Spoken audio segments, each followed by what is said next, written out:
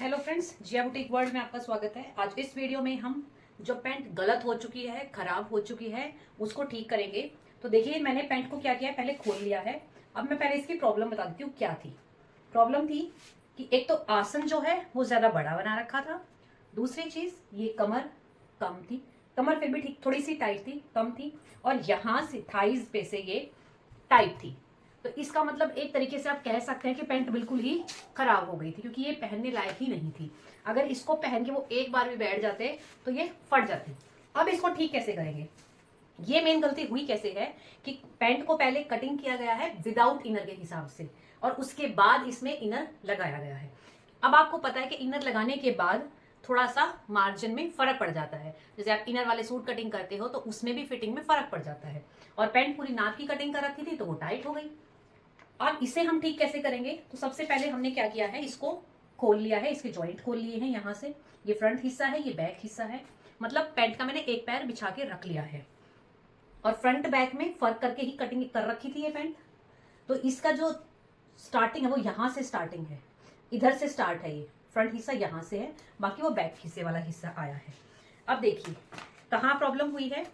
जो पैंट थी, इनकी हिप का जो साइज है वो 42 है।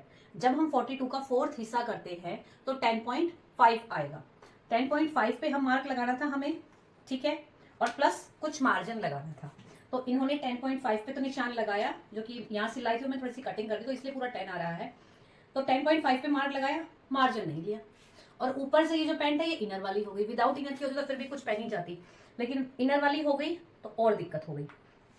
दूसरी प्रॉब्लम, आसन हम क्या करते हैं, हिप साइज जो होता है उसका फोर्थ करके उसमें 1.5 से 2 इंच प्लस करते हैं।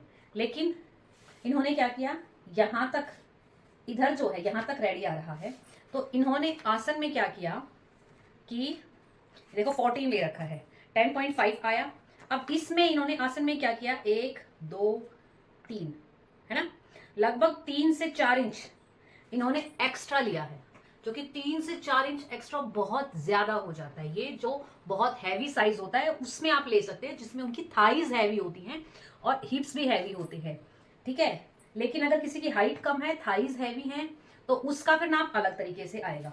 तो इनकी हाइट लंबी है, थाइज भी ठीक ठाक है, मतलब ऑल ओवर साइज इनका ठीक है। तो इनको क्या करना था कि इसमें हिप का फोर्थ हिस्सा प्लस 2 इंच तक इनको हिप साइज लेना था, ठीक है। लेकिन ज्यादा लिया तो उस वजह से क्या हुआ, ये आसन लंबा हो गया।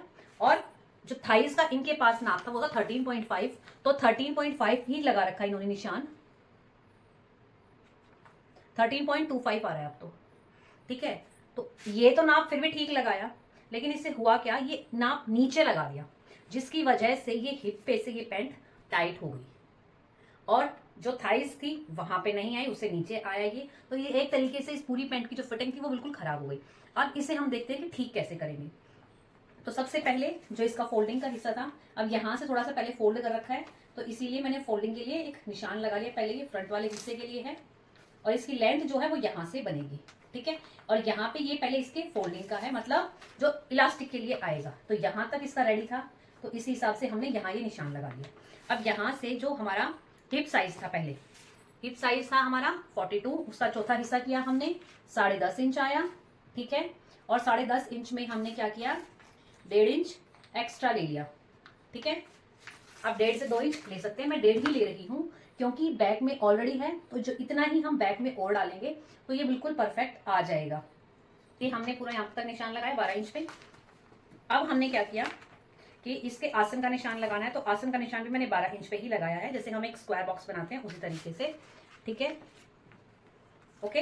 तो इसमें मेनली आसन का फॉर्मूला क्या होता है कि जो आपका हिप साइज है, जैसे आपका हिप साइज 42 है, इसका हम फोर्थ करेंगे तो 10.5 आ जाएगा।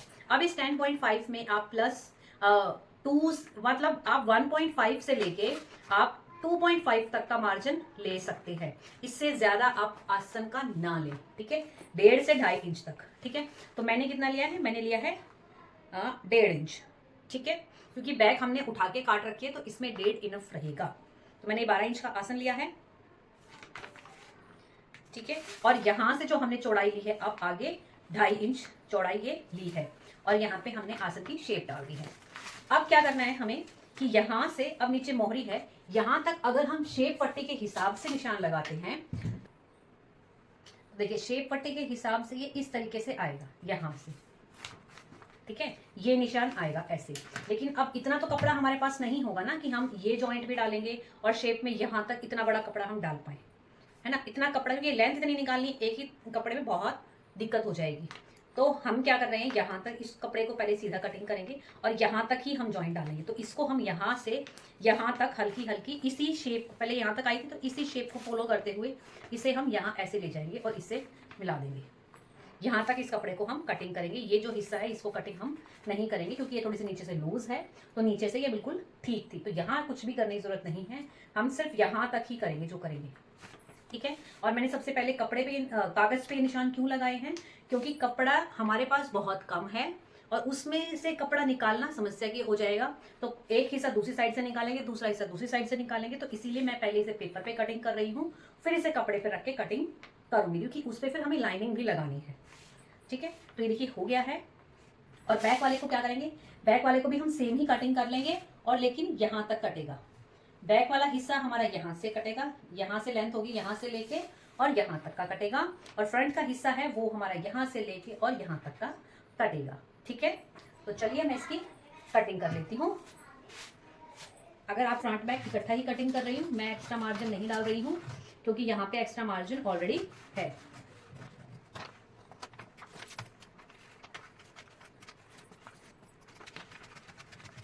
अब हम कटिंग उतना ही करेंगे जितना हमें चाहिए, ठीक है। तो अब ये एक्स्ट्रा है, इसको हटा देते हैं, कोई काम का नहीं है। अब ये देखिए ये आ गया, यानी कि इस साइज का जो कपड़ा है ये हमारे इस पैंट में डलेगा। अब ऐसे ऐसे हमें 4 टुकड़े चाहिएंगे मेन फैब्रिक के और 4 ही चाहिएंगे हमें लाइनिंग वाले फैब्रिक के, ठीक है। और अब मैं आपको कपड़ा दिखा देती हूँ कि मेरे पास कितना है और क्या है, ठीक है।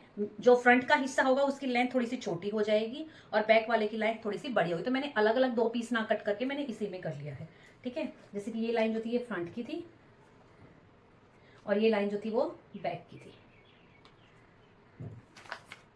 और इसको हम यहाँ से ऐसे कटिंग करेंगे, बट मैं अभी कटिंग नहीं कर रही हूँ, कपड़े का हिसाब देखना ज़रूरी होता है। ये देखिए मेरे पास बस यही कपड़ा है, ये देखिए ये कपड़ा है मेरे पास, ठीक है। तो इसमें से हमें चेक करना होगा, तो इसे हमको बताया था कि ये कपड़ा हमारे पास है, इसको मैंने डबल फोल्ड कर लिया है, मैंने इसको चेक कर लिया है। इसके सारे हिस्से कटिंग होने में प्रॉब्लम आ रही है, लेंथ नहीं आ पा रही है, तो इसीलिए देखो मैंने सबसे पहले क्या किया, इसके अकॉर्डिंग ही इसको बिछाया है। जैसे ये ऊपर वाला हिस्सा है इसमें से फ्रंट कटिंग होगा क्योंकि फ्रंट हमारा छोटा होता है, और नीचे वाला हिस्सा इसमें से बैक कटिंग होगा। तो इसमें से ऐसे ही था ये, और इसी तरीके से हमने इसको रखा है और फ्रंट बैक हम कटिंग कर लेंगे। यहाँ से यहाँ तक है ये वाला कपड़ा, तो यहीं हम फ्रंट वाली लाइन को ऐसे रखेंगे और वहां हमारी बैक लाइन आ रही है,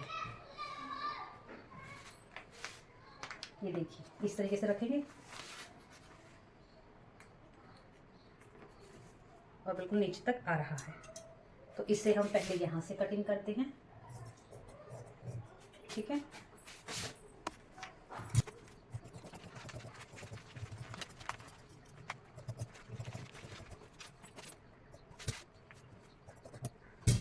ये देखिए 2 कलियां हमारी कट गई, एक फ्रंट की और एक बैक की, ठीक है। अब इसको हम उठा के कर सकते हैं क्योंकि जो अब फ्रंट कटिंग होगा वो हमारा इसका इसके साथ जुड़ जाएगा, बैक वाला इसके साथ जुड़ेगा, तो इसको इसी तरीके से हम कटिंग कर सकते हैं।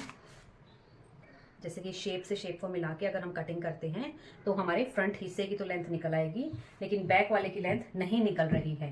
सेट कर लिया है, सीधे के ऊपर उल्टा करके रखा है, तो ये पूरा आ रहा है, तो ये फ्रंट का हो जाएगा। और बैक का जो है थोड़ा सा उसमें लेंथ की दिक्कत हो रही है, उसमें यहाँ पे हम जॉइंट लगाएंगे। तो इसको हम यहाँ से कटिंग कर लेते हैं। पहले सेंटर से कटिंग करते हैं ताकि दोनों हिस्से अलग हो जाएं, ठीक है।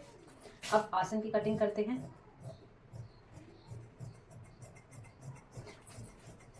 अब इसमें जो हमारा जॉइंट डलेगा वो हमारी इलास्टिक में ही चला जाएगा, दिखाई नहीं देगा, तो इसीलिए इसमें ऐसी कोई डरने वाली कोई बात नहीं है। ये देखिए इसको पहले इक्वल करेंगे यहाँ से, अब इसके ऊपर इसे चढ़ा के सीधा ही मिला के हमें कटिंग करना पड़ेगा और इस तरीके से कटिंग कर लेंगे। तो ये हमारा बैक वाली साइड के हिस्से हो गए और ये हो गए हमारे फ्रंट वाली साइड के। तो इन हिस्सों को ध्यान से कटिंग कीजिएगा। इनको कटिंग करने में कोई गलती अगर आपसे हो जाती है तो सच में पैंट तो पहले ही खराब हो चुकी है, वो बिल्कुल ही खराब हो जाएगी, किसी भी काम की नहीं रहेगी। ठीक है, तो ये 4 हिस्से कटिंग कर लें। अब इसकी लाइनिंग भी कटिंग कर लेते हैं, और जो ये एक्स्ट्रा था इसको हम यहाँ से भी कटिंग कर देंगे। दूसरी पैंट को इसके साथ में रख के तभी मैं इसको कटिंग करूँगी। ठीक, सेट करके मैंने इसकी लाइनिंग भी कटिंग कर ली है। और जो इसकी लाइनिंग इसमें लगी हुई है, ये कपड़ा कम था, उसमें नहीं निकल रही थी, तो इससे कुछ दिन पहले मैंने सेम कलर के कपड़े की ही पैंट बनाई थी।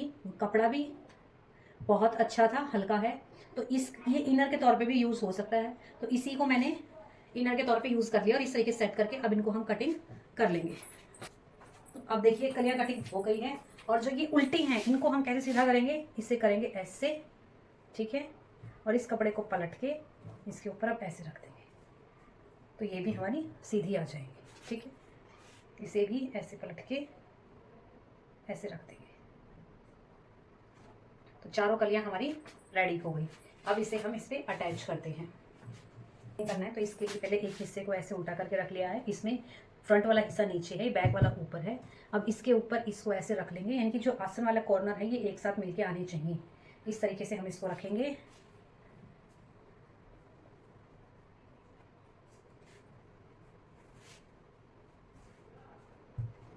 और अब इन चारों ही हिस्सों को एक साथ कटिंग करेंगे इस तरीके से। ठीक है, और यहाँ से थोड़ी सी सिलाई को खोल लेंगे इतना। ठीक है, तो अब चलते हैं अपनी मशीन के ऊपर। अब हमने पैंट का एक हिस्सा ले लिया है, फ्रंट वाले के ऊपर जो फ्रंट की कलियां हमने कटिंग की थी वो रखेंगे, और उसके ऊपर इनर रखा है और उसे हम ऐसे सिलाई लगा देंगे। इस तरीके से हम चारों हिस्सों को सिल लेंगे, फ्रंट के साथ फ्रंट वाली कलियां और बैक के साथ बैक वाली कलियां। अब देखिए ये इस तरीके से जॉइंट हो जाएगा, जो कि लगने के बाद आपको दिखाई नहीं देगा। तो इस तरीके से मैंने चारों कलियां डाल ली है। अब देखिए इसे हम इस तरीके से रखते हैं। एक पैर मैं आपको दिखा रही हूँ, तो नीचे हमने सिलाई लगा रखी थी और ऊपर उससे हम इस तरीके से ही हम पहले सिलाई, दोनों पैरों को हम अलग अलग तैयार कर रहे हैं। अभी हमने आसन ज्वाइंट नहीं किया है, अलग अलग दोनों पैर ज्वाइंट हो गए हैं। अब हम आसन वाली साइड को लेंगे और अब इन आसन को जोड़ेंगे। अब इससे क्या होगा कि आप एक ही राउंड में पूरा आसन फ्रंट और बैक एक साथ जोड़ पाएंगे, और जो आसन खींच मारता है, ठीक है, खिंचता है, टाइट हो जाता है, वो चीजें इसमें नहीं होंगी। ये आपका बहुत कंफर्टेबल रहेगा। और जो इसके साथ में मार्जिन था कलियों का, तो वो क्या है, थोड़ा सा आप फोल्ड कर दे और फिर सिलाई लगा दे, बिल्कुल अच्छे से बन के रेडी हो जाएगा। उठने बैठने में आपको कोई भी प्रॉब्लम नहीं आएगी।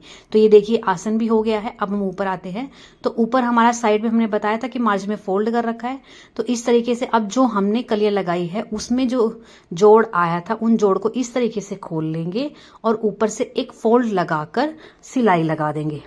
अब इसको इसी तरीके से फ्रंट और बैक दोनों साइड में करेंगे। अब नॉर्मल जैसे हम इलास्टिक डालते हैं उसी तरीके से इसमें हम इलास्टिक डाल देंगे। तो ये देखिए हमारी पैंट रेडी है। वीडियो आपको अच्छी लगे चैनल को सब्सक्राइब जरूर कीजिएगा। इस वीडियो में सबसे समझने वाली बात यही थी कि आप कैसे कटिंग करेंगे और उसको फिर कैसे लगाएंगे। स्टिचिंग करने में ज्यादा टाइम नहीं लगता है, सबसे ज्यादा टाइम लगता है वो कटिंग करने में ही लगता है। तो ये देखिए आपको अच्छा लगा है तो जरूर सब्सक्राइब कीजिएगा। हम मिलेंगे नेक्स्ट वीडियो में, तब तक के लिए बाय।